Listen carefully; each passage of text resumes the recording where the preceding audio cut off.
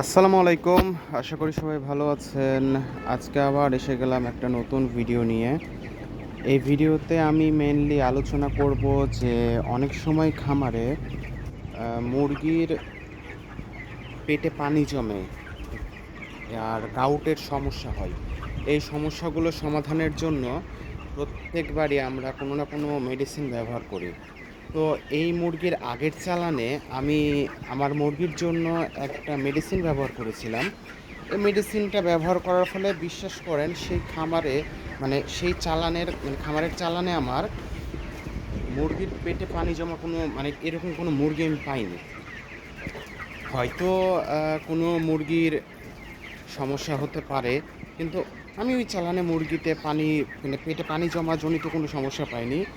তো এইটা হচ্ছে সেই মেডিসিনটা। এই মেডিসিনটা আসলেই অনেক ভালো। এই মেডিসিনটা ব্যবহার আপনারা চাইলে করতে পারেন। দাম একটু আছে মোটামুটি। দেখেন এটাতে কি সুন্দর সমস্যাগুলোর কথা উল্লেখ করে দিয়েছে যে কি সমস্যা হতে পারে, বা এই ওষুধটা খাওয়ানোর ফলে মুরগির কি উন্নতি হবে, সেই সব কিছু এখানে উল্লেখ করা আছে। এই মেডিসিনটা কালার আছে একটু, কিন্তু এই মেডিসিনটা অনেক ভালো। মুরগির যে কোনো সমস্যা খুব সহজেই সমাধান করা যায় এই মেডিসিনটা ব্যবহার করে। তাই আপনারা চাইলে এই মেডিসিনটা নিতে পারবেন।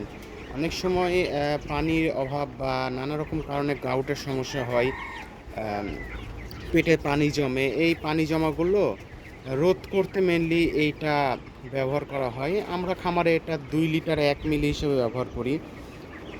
আর খুব মনে করেন বেশি দরকার হলে লিটারে 1 মিলি হিসেবে আমরা ব্যবহার করি। তো সবাই এই মেডিসিনটা চাইলে ইউজ করতে পারবেন।